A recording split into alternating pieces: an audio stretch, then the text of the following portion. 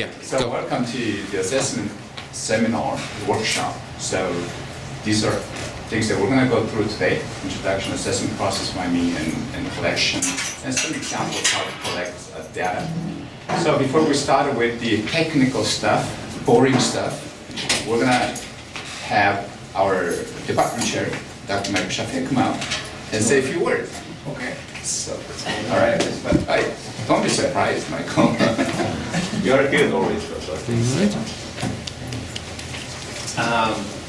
good morning. Yeah, thank you, Michael, for the applause.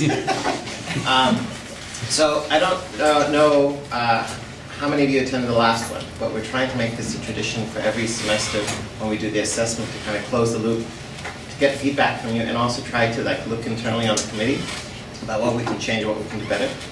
So hopefully you all looked at the video from last year, and sorry, last semester. It was last year, but last semester. And this time we're going to do probably more or less the same thing, but I think the committee has a clear idea of how to do the assessment and how to collect the information. And I think they have some good examples to help guide you in case you're having difficulty about how to do that. And then this video will be posted online so that all of you that couldn't make it today will have a chance to look at it. Looking ahead, we're going to be doing assessment across more courses. So we're already doing our core courses in our undergraduate program, but as we go into our program review for our graduate courses, we're also going to have to do some assessment in our graduate courses. So this might be informative for those of you that are teaching graduate courses and haven't ever done any assessment. Getting familiar and being aware of what the process looks like would be a good idea. And on that note, I just want to thank all of you for coming out, the faculty, the adjunct faculty, to come out on your Saturday to spend a wonderful hour or two with us to talk about assessment. And also for you that are watching at home or at work, taking the time to look at this video is very important. So thanks very much. And with that note, And back to James. sure, thank you. I forgot to bring donuts today. Sorry about that.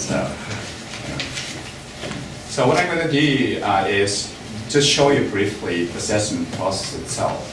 So I'm going to be really brief with this because we have other stuff to do here. So this is basically the chart that we created a while ago. The previous committee that was working on it is really good on that. So basically we start here. Castle Fullerton has mission and goals, right? And from that we created a mission statement for the department. And then from that, we have so-called PEOs, which is Program Education Objectives, which will be influenced by these 4 different things. So ABET and also Advisory Committee report and employer survey and also alumni survey. So these are influencing how we get the Program Education Objectives. And then from there, we get the Student Learning Outcomes, or SLOs. And then how we actually measure SLO is based on so-called performance indicators, or PIs. And then we measure the data, collect data, and also then how we collect data is from survey and students themselves and employer surveys. So we collect data, and then we're going to analyze and try to improve all this process. So today, basically, we're going to talk about these things here: mission statement, POs, and SLOs, and PRs, and how to collect data. That will be the agenda for today, for my purposes here. So I'm not going to really get into that detail, but I just want to give you briefly what our mission statement looks like, how all these are combined together. So mission statement, we have a 3, a strong knowledge of computer science fundamental. It's not actually our task to change this today, but I just keep letting you know what we have at this point. So strong knowledge of computer science fundamentals and technology computer systems and problem solving skills, and also ability and motivation to adapt technology that evolves, and we should be able to adapt to new technologies. So these are 3 mission statements for our department. So from that we create so-called PEOs, Program Educational Objectives. One is technical growth, the other one is professional skills, and also professional attitude and citizenship. So again, I'm not going to read details. So if you're interested, you can use somewhere online, you can look at that. So we have PEOs from our mission statements. And then we have a so-called student learning outcomes, SLOs, which are mandated actually by ABET. So we have to follow their criteria. And there are all of A through K, there are 11 of them. Again, A, B, C, D, looks like the alphabet, E, F, G, H, I, J, K, up to K, right? A through K, so 13 of them. So again, I'm not gonna go through all of this, but it's showing you there are 13 SLOs. And then these are basic relationships between PEOs that we just said, really technical growth and professional skills and professional attitude and studentship, and these are how we distributed A through K for this particular PEO, so distribute them here. Now for us, important thing is then how do we measure these SLOs, right? So the previous committee came up with 35 performance indicator which actually we're gonna measure. So the way we did it, so based on A through K, we created like 3 or 4 different performance indicators that we're gonna measure. So for example, if you have ability, apply knowledge of computing and mathematics appropriate to the discipline, we came up like hardware, DM, graph, whatever it means, so you can see explanation here. So we came up 3 or 4 different performance indicators that we're gonna actually measure. So again, A, we have 3, B, we have another 3, C, 3, E, 3, and E3, F3, we call it obviously G1, G2, G3 for G, and H3, and I, we have 3, and J, we have 4, and K, we have 4. So altogether, we have 35 indicators, performance indicators we're going to measure. Okay? So this is the mapping table between the performance indicators we'll actually measure and class. Some of you have seen this before. So these are core courses we offer at Castle Fullerton, so 120, 131, 223, et cetera, so up to 481. These are courses, core courses. And these are performance indicators that I just explained, 35 of them. Each class is approximately 3 to 5 or 6 indicators. Okay? So you can look at those. You don't have to remember, again, somewhere online, you can just look at them. So if you teach, for example, 120, then there are just 2 indicators you're going to measure.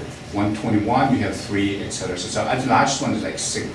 Previous there was 362 was like 7 of them. We tried to eliminate one of those. We got just 6. This is the revised version because it had too many. Some of course too many, and we revised those. And then going back to our assessment now. Okay, so I'm almost finished here. So my thing doesn't work anymore. So we're down there collecting data. So explain mission statements, PEOs, SLOs, and also PIs, and now how we collect these basically that performance indicators based on each classes. So that's basically where Dr. Donna Bain will come in and explain to you how to actually collect this data. Okay? So data collection by Dr. Donna Bain. So you want to use this one? No.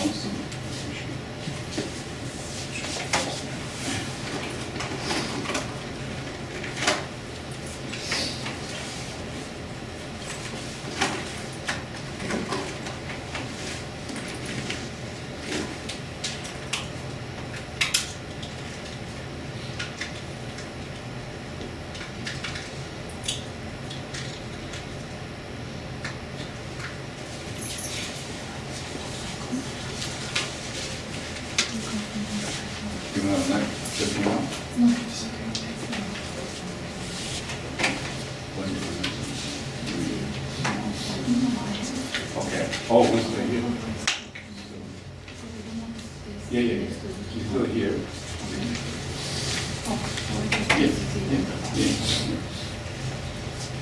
Okay.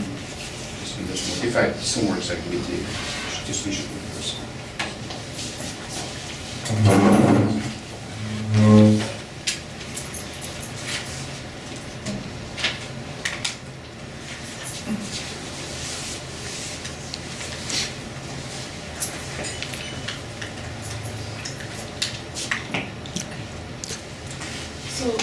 Last semester we offer both the hard copy and the digital.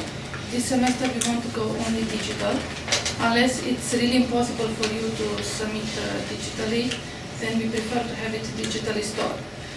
So the data collection, I will not talk about how you will be doing. Okay. So we have between 2 and 6, and we are trying this semester to tie up the performance indicator to the course learning objectives and not to the individual material of the instructor. That way we will have the numbers of the students or the quality of the students assessed more along the course and not of the section number. You'll receive an email with links to complete the online survey, and the online survey will be similar to last year, which means that you have to put the section number, the number of students, and then for each performance indicator, which is explained there, you have to put how many satisfactory, unsatisfactory, and developing. The online survey, you should do it in the moment you have all the numbers, because you cannot interrupt it and come back, and also does not allow you to resubmit it again. You can change that, but right now it allows you only one submission. And you need to be logged in. We had several incidents. You need to be logged in with your Fullerton account. So if it does not work, means that for some reason your browser does not have the correct credentials. So it does work from home, but just make sure that you are logged in with the Fullerton account. So the simplest way is just go to the Fullerton portal, log in over there, and then click, or restart the computer and make sure you don't log in with another Google account. The samples need to be anonymous, so you need to hide the students. If you have a PDF file, the way I did it, I used one of the comments tools and put it on top. Of course, that if you really look at it, you can still see the student name, but if you print it out, which probably will end up doing to create the folders, it will not show up. If you have problem doing that, just let me know. I'm sure that there are many of you guys who have already done it before. And the collected data will be used to prepare the ABET report each semester. And towards the end of my talk, I will show how the statistics look like. Again, okay. So for each performance indicator, you need to evaluate student performance, and we have 3 categories. So I chose 335 because this is a class which I'm currently teaching this semester. I have 6 performance indicators, and I choose the first one, which is graph. So for the unsatisfactory, means that the student is unable to connect between the user requirements to the graph concept. The developing, it's the middle one, and the satisfactory, it's the high one. And those performance indicator needs, again, for me was easy because I'm teaching all the 3 sections, which means that I have the same standards among all the sections. So you should do the assessment after you are done teaching the material, typically end of the semester, but if you have many performance indicators and sometimes you do not cover in the final project or final exam, do it whenever you are done with that topic. For the speak performance indicator, you can use the sample form which was provided by Dr. Verma, or you can use your own form. So that is an indicator in which you have to evaluate the spoken presentation of a student. So it's kind of hard to assess because we don't want to have videos of 3 GB for each student, and we need to provide sample, unsatisfactory, satisfactory, and developing. So you can use that form. Dr. Verma's advice was to present the form to the student well in advance, so that the student will know what he'll be assessed on, so that he'll be prepared for the positive or negative comments. The 3 sets of numbers will be submitted electronically, so you will receive something similar to this. The graph performance indicator will come the first one, and then we will use the order in which is listed in the assessment map. This performance indicator, they get changed from one semester to another. The assessment committee does it. But we tried to make sure that the higher level courses have more performance indicators than the lower level courses. Because ultimately we are interested in the student learning when he graduates. So that's the reason we test more once he's close to graduation. And also we need to have about 2 or 3 performance indicators per each class. So if you have too many performance indicators, it's not easy to remove one of them. So you'll have the multiple questions, multiple choice questions, exam, homework, project, or if it's anything mentioned there, you just choose other. And then it follows by the next performance indicator. We may have changes here because we may put the course learning objective, not only what the performance indicator means, but also when you assess like unsatisfactory, developing and satisfactory, you need to know what does it mean in terms of course learning objective. So I drew this chart yesterday, looks quite complicated, so I do not know how to simplify, I'm not good at graphics that way. So this chart should express what steps you need to do in order to submit all the data electronically. So you receive an online survey per course, and then you need to log in using the credential, you need to input the section number and the number of students assessed, but then before that you need to assess student work and divide it into satisfactory, developing, and unsatisfactory for each performance indicator. So you will compute the number of students for each performance indicator, but number of students for each category. And then at the same time, these values need to be input in the survey, but also you need to provide a scan copy, one scan copy for satisfactory, one for developing, and one for unsatisfactory. And then those copies, compress them into files and send it by email. In the moment you have completed the survey and also send the email with the files, then you are done. The regular email to either assessment committee members, I had forgotten to add those, but I will make sure the names of the assessment committee is included. So you can send an email to either assessment committee member, preferably to the chair, which is James, and also CC to me. We keep currently these copies on Google Drive, but we are planning to have some software to make it your life and my life or our life more easier. You will be able to just send it or drag it to a certain location. Right now you cannot do that because the Google Drive has the edit permission only for the assessment committee. And the place where it's stored, it's in the folder with assessment. So the student assessed work for fall 2015, this is how the Google Drive. Okay, I forgot the thing. Can you pause? We'll edit it out. Yeah.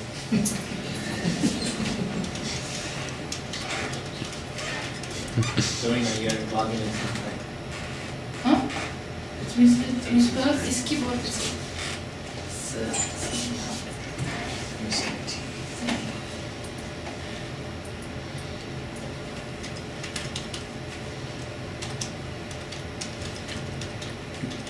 You can mute the screen. Actually. You can mute the screen. Mute the screen. Yeah. And then you only can see.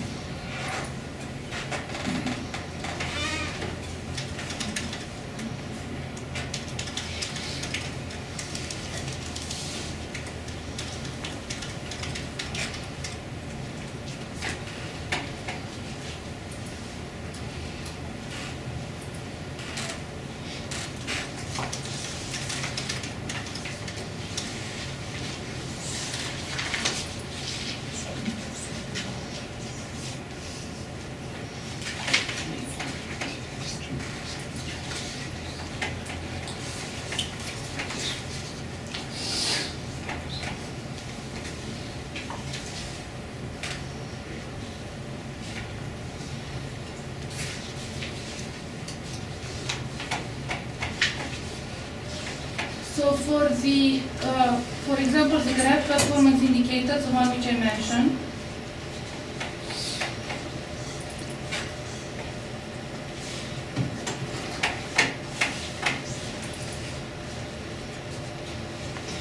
so I use comments.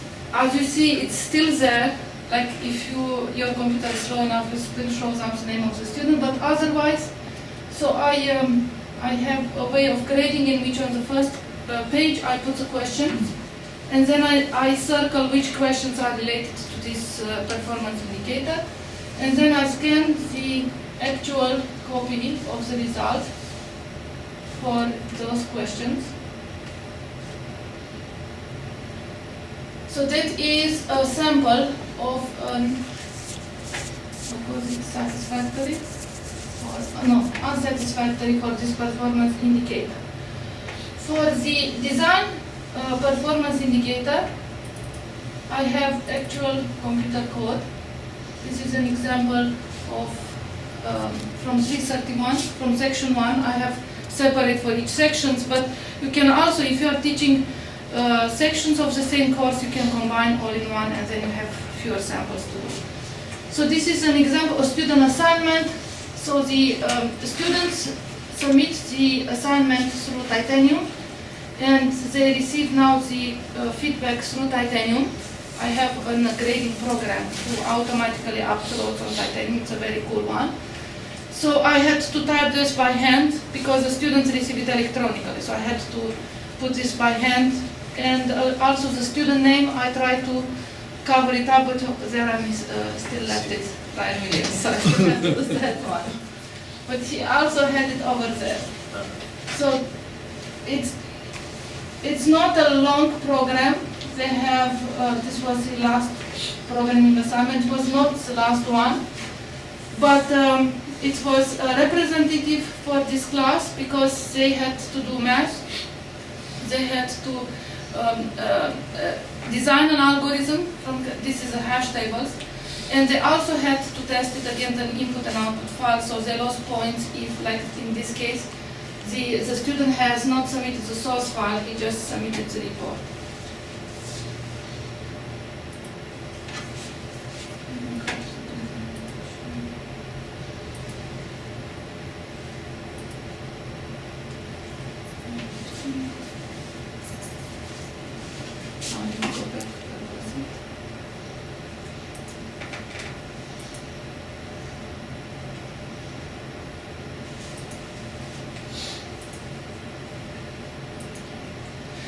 The data collected will be used for statistics. These are how the statistics from. Why is not working?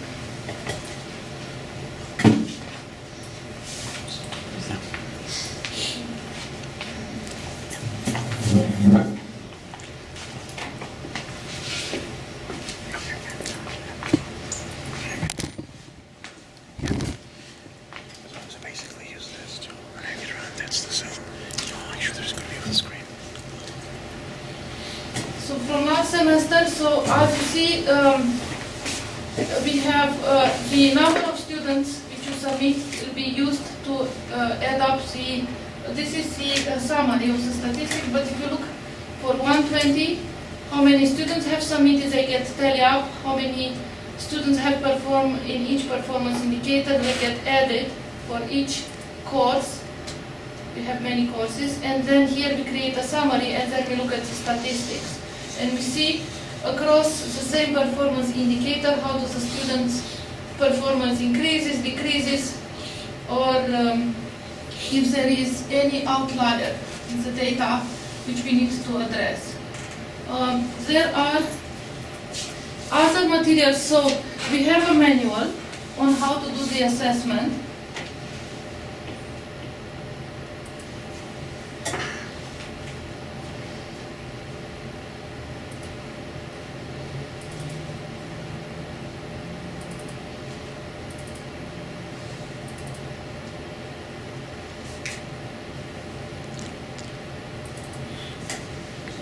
Which refers to a longer format what I have presented today, and these are the steps.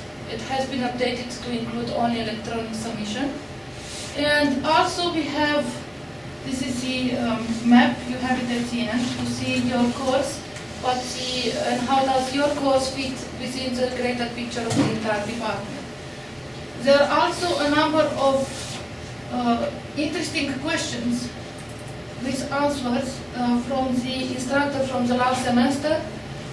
So this will also be made available to you in case you have any questions, and those questions maybe they are answered in this document. I do not want to have the manual including the question and answer section because it would have been too long, or answering questions which you have not posed.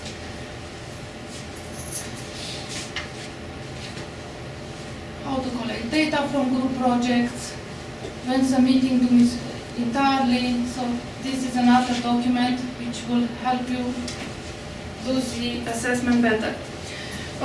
We will have an exit survey, which this semester will be distributed to courses which are like terminal courses. I looked in the chart provided by Michael, but I don't know whether these are all the courses or maybe some of them are too many.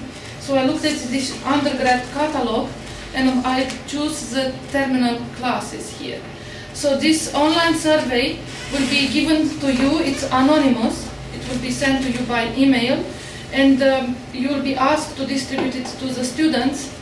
The students, they can complete it at their own leisure, it's anonymous, and that will help us, again, calculate the student performance at the end of the graduation. So I think it's 315, 362, 323, 471, and 481, and that data corroborated with the direct assessment done in the class will help us create the assessment report. We are also planning to have a survey for the alumni, which means that we may need your help if you know anyone who has graduated in fall 2015. And also some of you who had graduated here, we don't have a time restriction, to help us complete that alumni. This is part of the indirect assessment. And ultimately we would like to have a survey for employers to see how happy they are with the alumni, but that is on, probably will not take place this semester. I will now give the mouse to Mikhail. He will be presenting, and then Anand will be afterwards.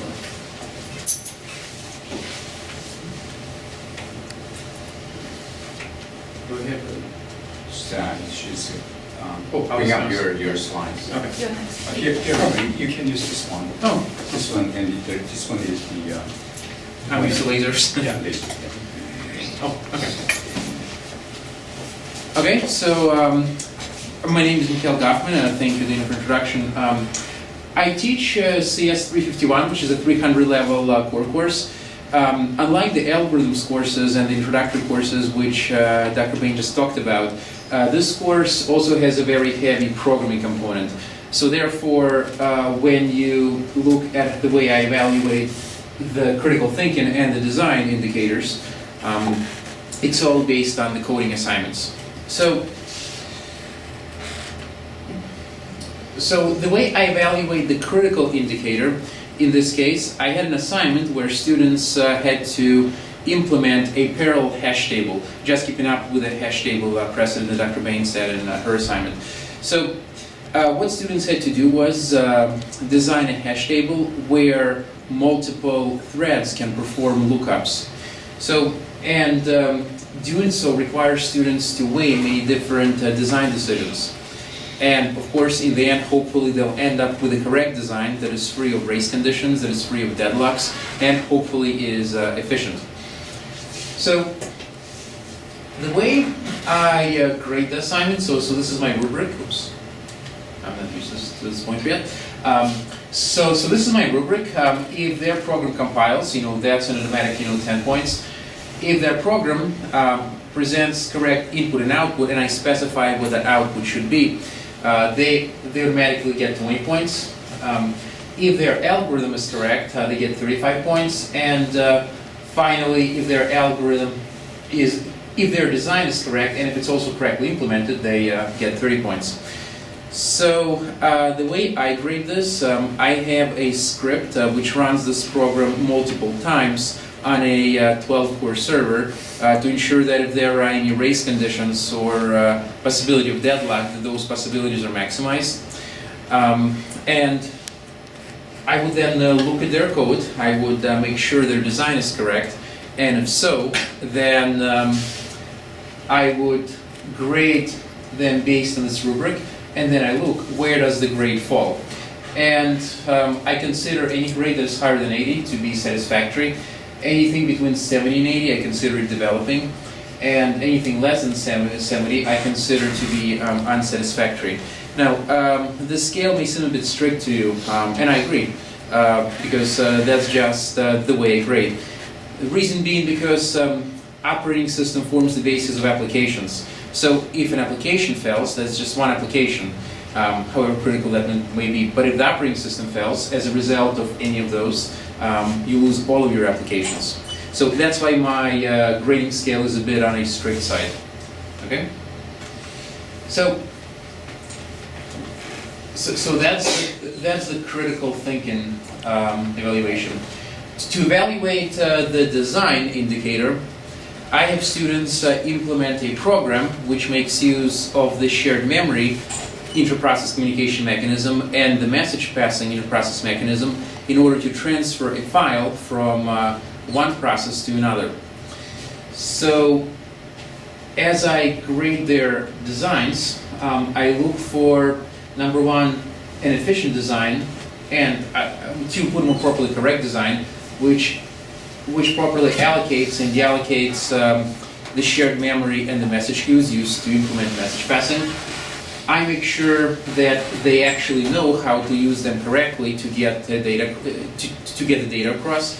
And of course, I try to make sure that as the data transfer is happening from one process to another, they're actually correctly synchronizing the transfer. Now, grading such assignment is more challenging because in order to elicit an error, sometimes you have to run it multiple times. And even then, you may not be able to catch an error. So this is why, in addition to testing, I would also, once again, just like I did with the critical thinking indicator, I would look into their design.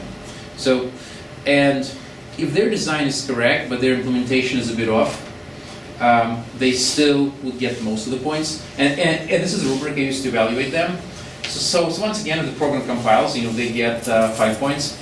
If they know how to correctly use the key message passing mechanisms, the key inter-process communication mechanisms, which include shared memory and message passing, they get 30 points each. If they get the correct output, they get 5 points. If their program correctly deallocates the resources it has allocated, that's another 10 points. If their file transfer is actually correct, they get 10 points. Now, once again, you know how I said that if their design is mostly correct, I wouldn't penalize them too heavily if their implementation is a bit off. So that's why I go a bit easier on the implementation side. Because I feel that if they get the design correct, they can always fix the implementation. Okay?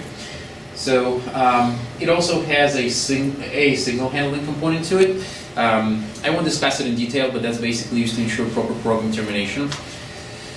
And I ensure that they error check all their system calls, and if they include a README file, that's another 5 points.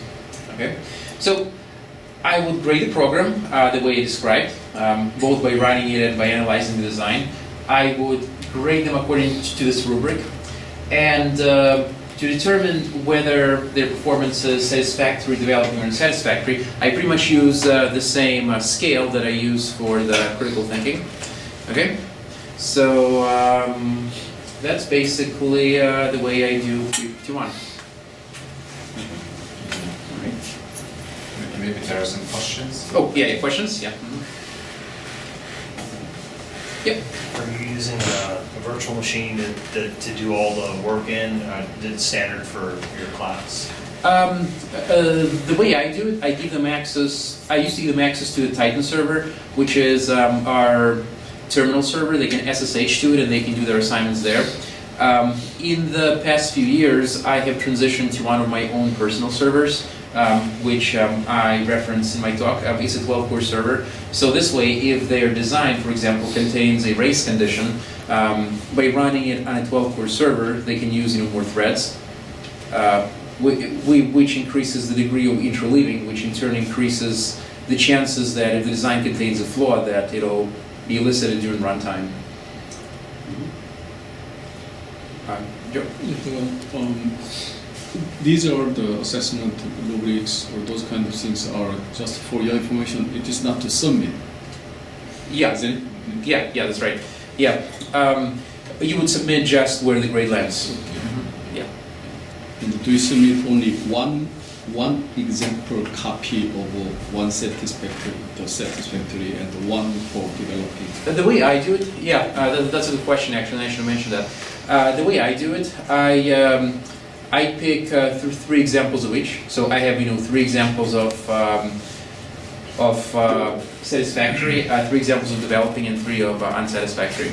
You don't have to do it that way, but that's the way I do it. So requirement is one for each, isn't it? So you have a performance indicator, and then that one has 3 categories, and you have 1 per category. Right. So if he has 2 So we performance, submit 3 copies If if we he- have all.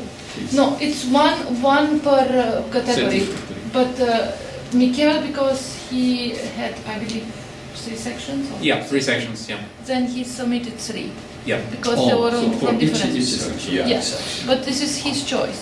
yeah.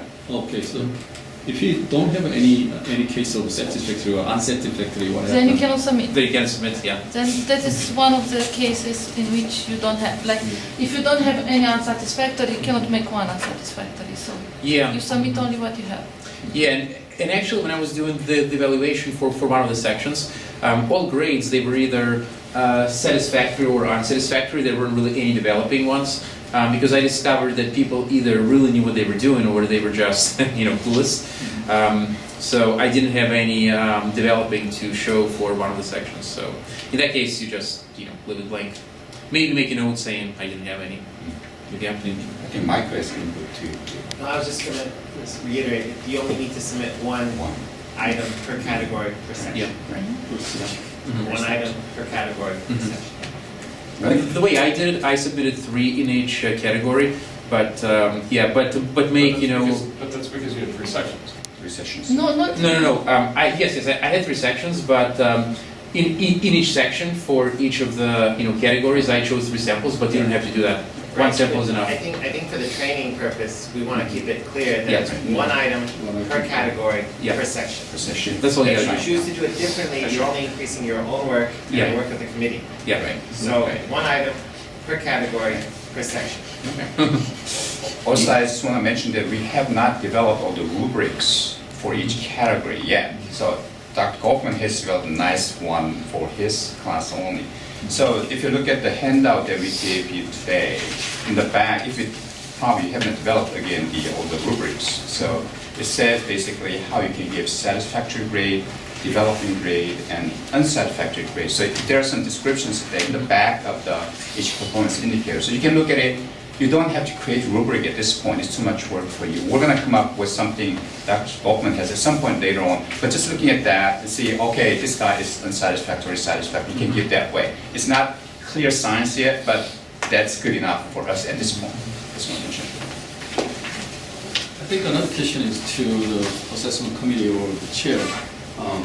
How much do we share this information regarding assessment? For example, we will collect this data for satisfactory, unsatisfactory, or any kind of rubric I may use for assessment.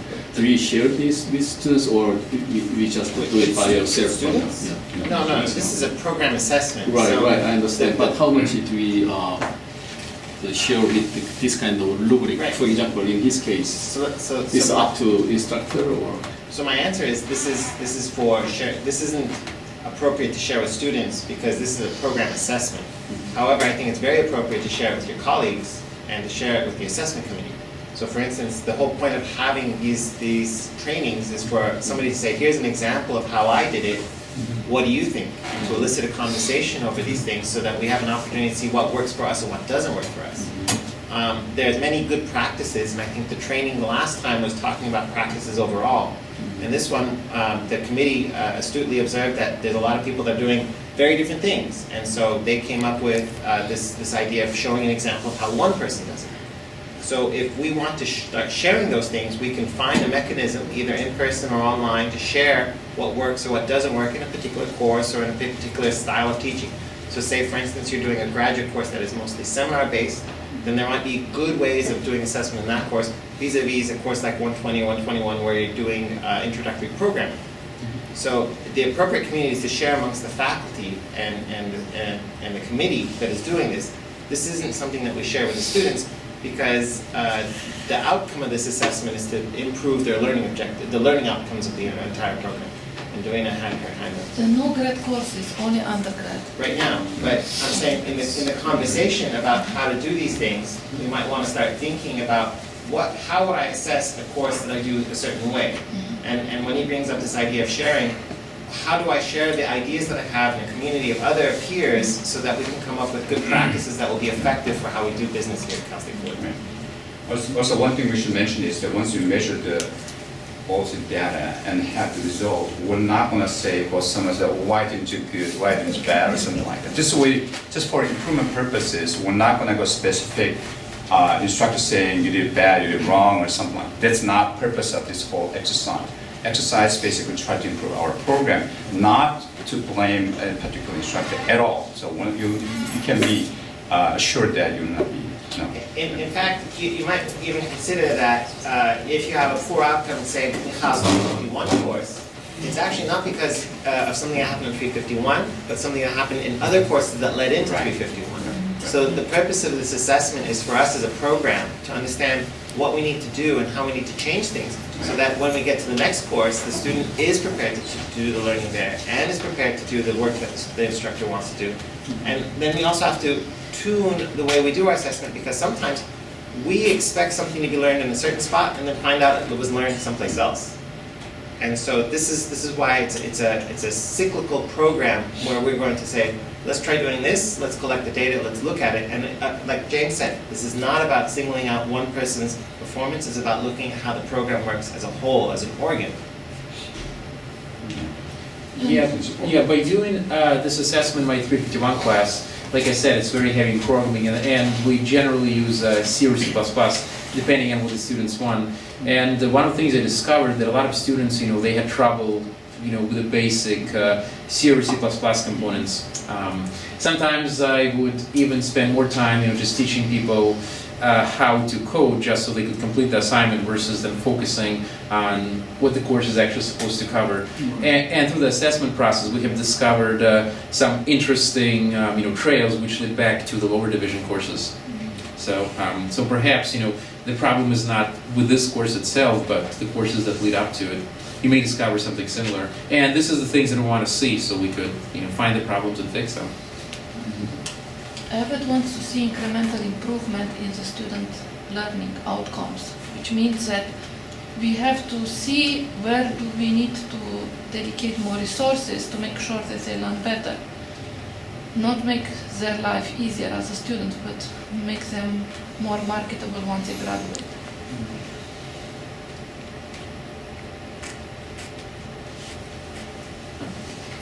Anything else?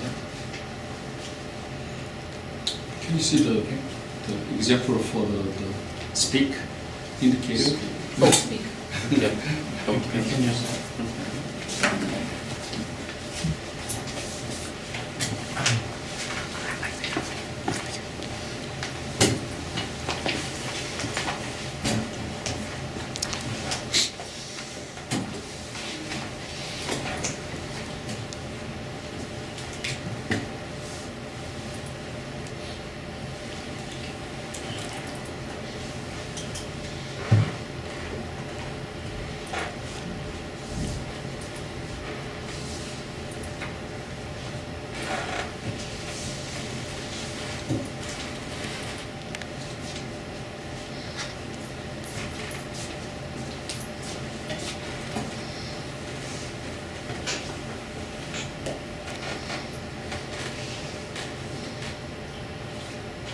Which course is this? Which course? General. That it was 362. 362, I believe. 362. Yeah. Okay.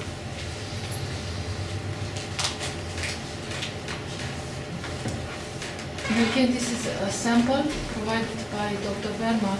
You can do your own. And if you have a better one, it would be nice to share it with us, because then we can use it for other courses. How many sections do they have speak? How many classes?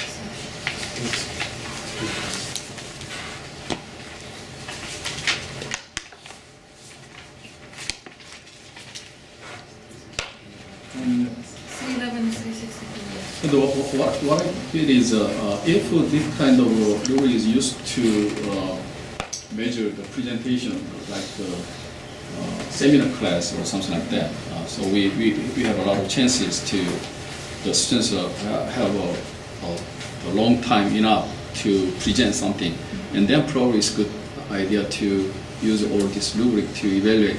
But if you just ask questions of students and have some return shortly, it's hard to measure all of these ideas. Like the presentation materials, they may not build it, right? No, So, I think what you're pointing out is accurate, but I also think that this is clearly a presentation evaluation or rubric for a formal presentation. Right, formal You may presentation. have in your course, as I do in my courses, informal presentation material, or an ability to be able to answer questions or respond to questions based on maybe leading the group discussion for that session, that seminar topic. And in that case, I would say we would want a different rubric Right. to evaluate that, and much simpler and because and to looking into evaluate things. these kind of things, we have to give enough time for students to present it, and then it consumes a lot of the class time actually. So it's hard to use that much class time for only presentation. So. Based on my understanding of this, though, this rubric is specifically for what you're talking about, that longer class period presentation.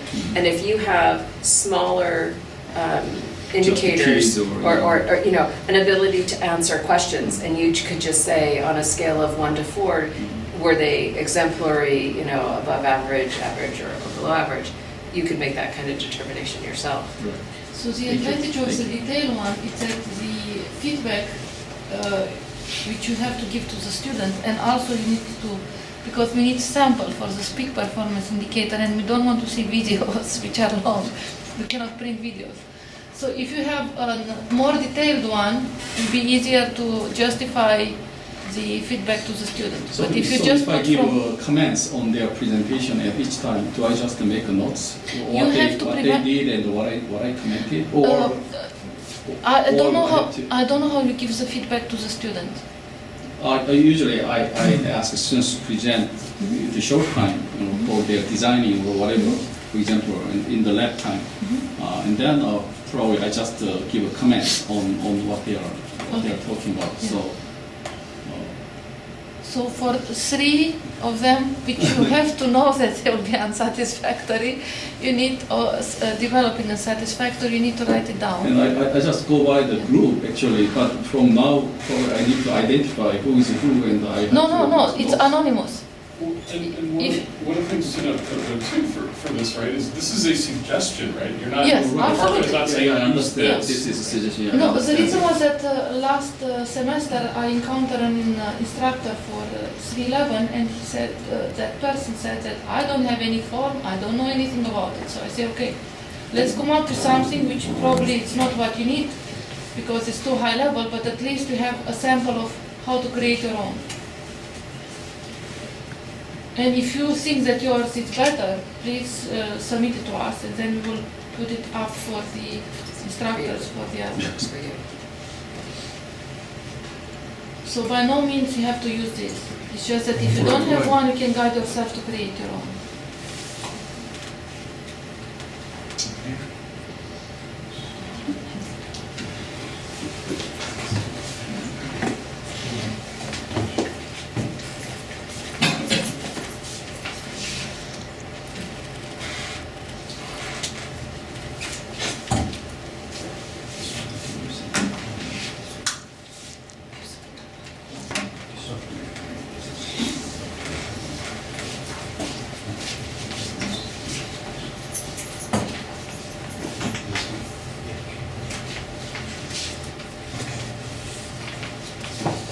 I'm Anand Panangarden, and last semester I taught one section of 301, and this is just how I did my assessment for this class.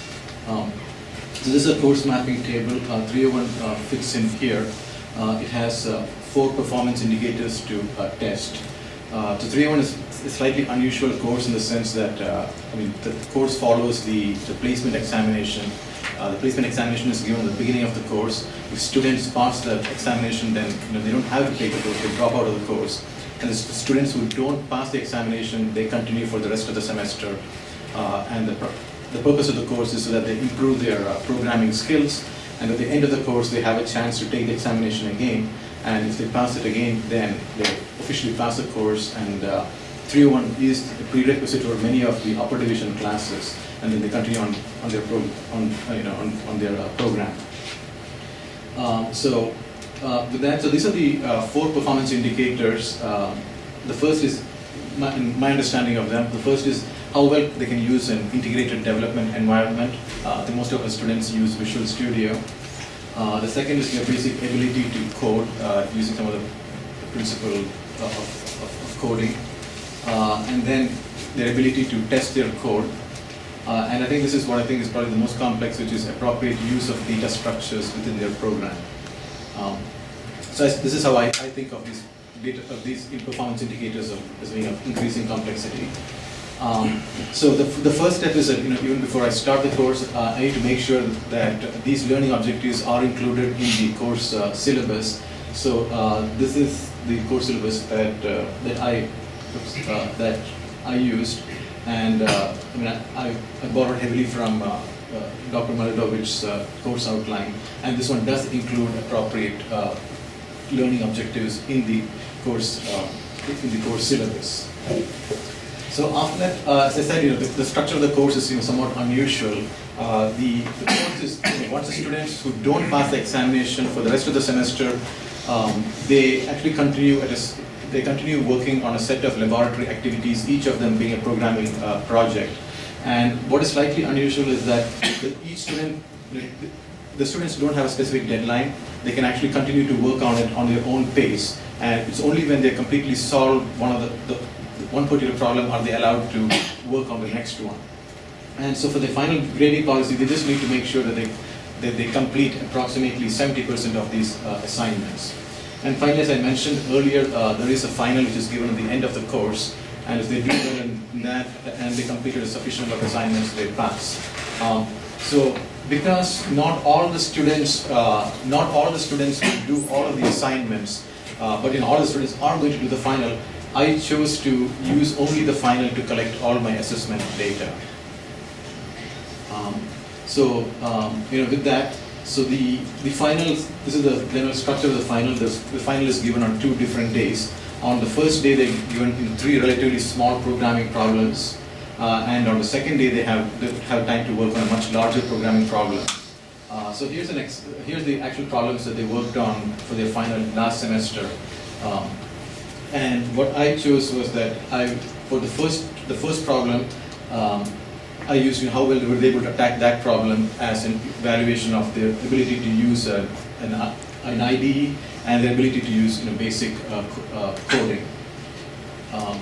For the test performance indicator, I made sure that in my second problem I added this additional sentence, which is for full credit that they have to test their program specifically for the case of an empty linked list.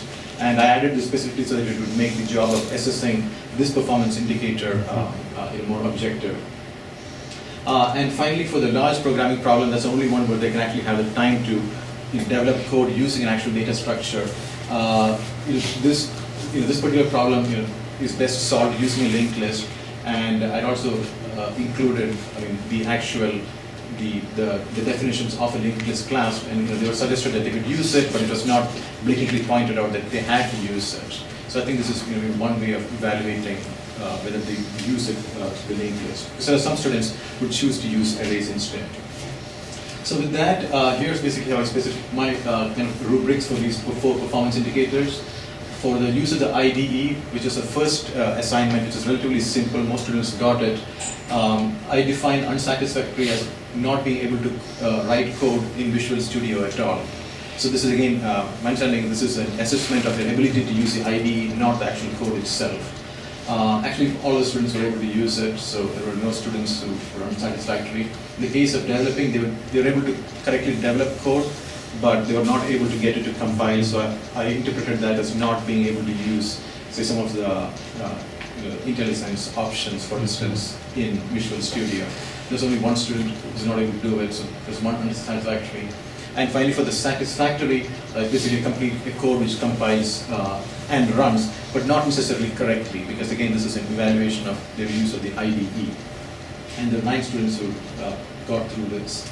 In the case of the coding, I basically defined coding as not being able to write syntactically correct code, and I think that I just basically used the definitions of this for this particular performance indicator. And again, everyone was able to write syntactically correct code. For the developing category, it was they would write syntactically correct code, but in this particular case, they would not be able to use loops correctly. So this particular problem was basically was using linked lists. So they got the basic idea, but they were not able to use a for loop or a while loop correctly. So then they would get put in the developing category. And finally, the satisfactories, they will use, they would develop code correctly. For the test, again, in this particular case, I wanted to make sure that they would test specifically for the condition of an empty linked list. Everyone did check for it, but not everyone was able to check for it correctly. So there was one unsatisfactory, while the others were all able to check for it correctly. And the fourth performance indicator on data structures, unsatisfactory was they did not actually use linked lists at all in their solutions, and there were 2 students who used something like arrays or not even that. My definition of developing was that they would use linked lists, but they were not able to get it running correctly. And there was 5 such students, and there were 3 such, and the remaining 3 students were able to use the linked list and got a completely working program. So, and I also had a relatively small class, only 10 students. So that's basically it. So once I have all of this data, I need to collect the evidence for this. So all it's kind of a laboratory course. They develop all their code in Visual Studio, and then they submit their answers on Titanium. So to provide feedback, this is what I did. I wanted to provide evidence as a digital PDF file. So what I did is I actually copied their actual C++ code, because the evidence that I submit need to include my feedback. So I copied the C++ code into Word from Visual Studio, and then I added my feedback at the top, and I made sure that if they included their name, that I would remove it, and then finally convert it to PDF. So this is kind of one example of what I did. So this actual code is here, and then I put my feedback comments on the top. And so once I have this PDF, then I can just submit it to the assessment committee. And finally, once I collect all this scores, I go to the online page, and I fill out for each performance indicator the number of students in each category, and I indicated that all my measurements were done using final exam. Yeah. That's how I did last semester. Any questions? It's good.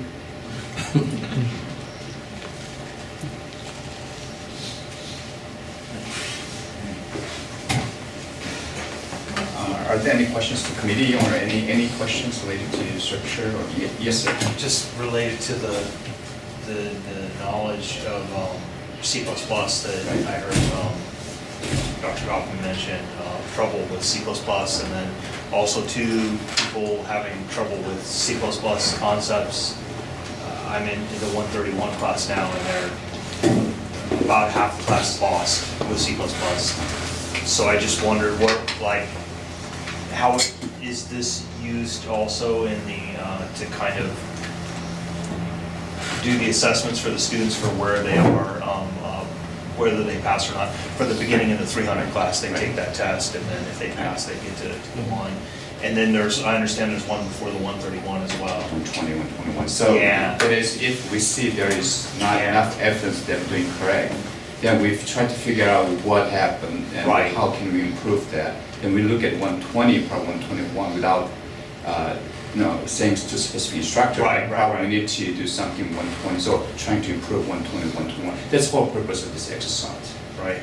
So having the number is important, saying how many of them are actually not doing well in 131, then we go back to 120. We need to improve on 120, 121. Will it make the test harder is what I'm asking, actually. Will it make the assessment test for 120 harder, so it'll kind of be more accurate with what we see at the classes after that? So you have to tie up the tests to the learning objectives. Ultimately, we would like to assess the students on how far they are from graduating. So making the test tougher, that's one way of flanking everyone as unsatisfactory, but does it help the student actually put him to learn? So it's maybe giving more assignments or anything. Dr. Tian is here to answer questions regarding assessment of 120. Yes, because I was not teaching 120 last fall semester. I was teaching computer communication 2 sessions and also the class of cloud computing security. However, I was teaching 120 last spring. So I'm teaching this spring, and although I didn't have the whole process done yet for 120, however, so I will have a general plan for my class evaluation for this semester. If you have any question about 120, so I'm here to talk with you and discuss with you.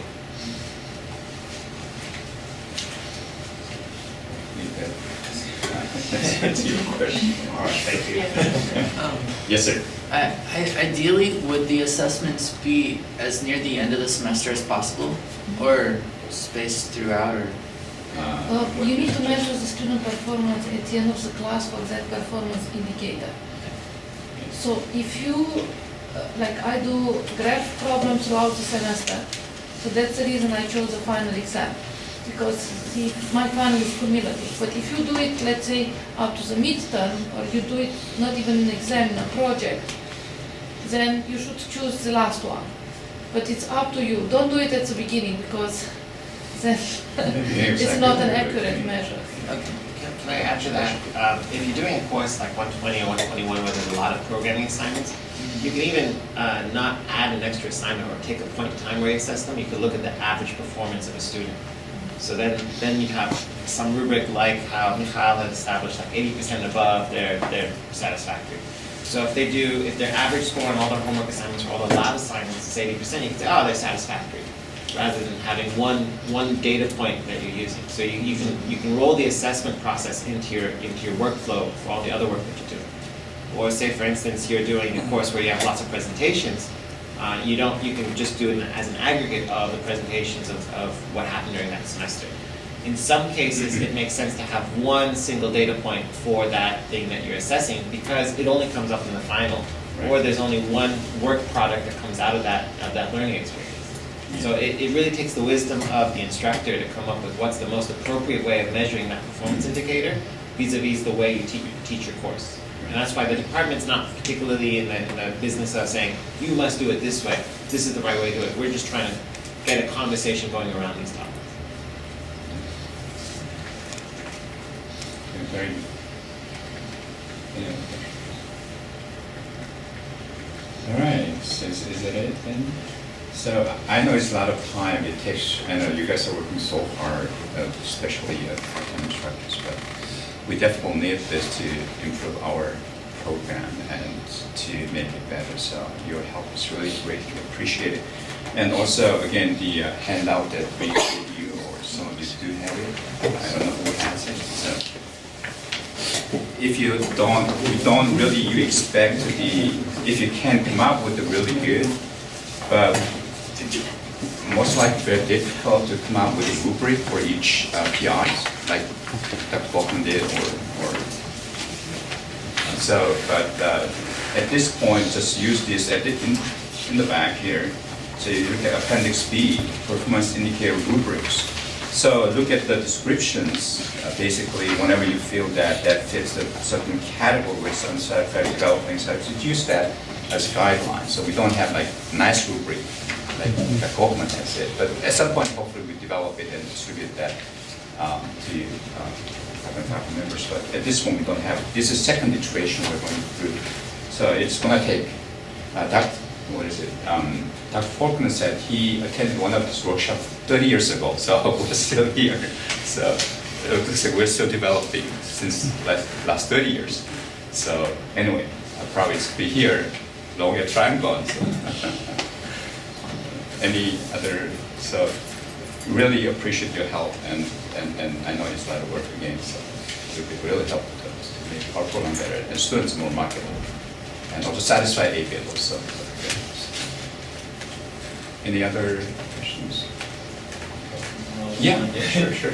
Do we have a way to kind of tie together, so this is more like overall view Right. between classes? Is Right. are there any, I'm sorry if I keep talking about C++, but are there like for say for Goffman's class, there's a particular concept that that you need for a project, and it's, you don't, like, do we have a tie into a class below that, a prerequisite that says, like, for example, let's pick one, the this pointer in C++, does that get tied back to, say, 120, where they know where the this pointer comes from, because it's a really key, important concept for C++, but if they don't know it, Yeah. they may be able to make it through data structures without it, and then they get to your class and they're, Right. I don't know what. If I may have a chance to answer. Yeah. So this is assessment on the program, and what you're getting at is Right. where are things introduced Yeah. in the program? And that's the undergraduate committee. And the undergraduate committee is also in the process of trying to look at how can we identify what needs to happen where. So if C++ is the language of instruction, how do we break down what happens between 120 and 131 so that when they get to 351 or 471, those topics have been covered.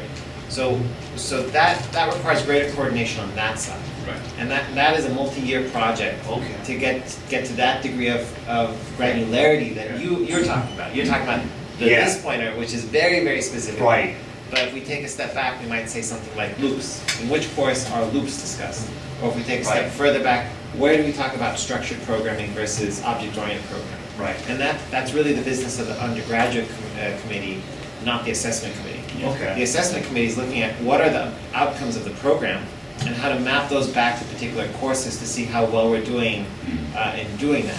Okay. Then the output from this committee goes to the curriculum committee to say, listen, friends, we noticed that you decided that these are the outcomes and we're missing the mark on this in these areas or as a whole like this. Okay. Then they'll go back and they'll look at how to put the right things in the right place in the program so that it's a cycle. And that's why this, on our end right now, we're looking at how do we collect the information, understand what's going on. And this feeds into the undergraduate committee. Right. So our task is getting assessment and generate reports. And then, as Michael said, the undergrad committee, they will look at the analysis of it, so then trying to detail it and suggest improvements how we could do it. So we're working very close together to make this happen. Thank you. All right, no problem. Anything else? Otherwise, thank you so much. You guys are 15 minutes off, so it's supposed to go to 12, but yeah, 11:10. So sorry, I don't have donuts today, but I would invite you guys for lunch, but I don't have so much money. Professor salary is not too good. So. All right. Next time I bring more. Thank you so much for coming.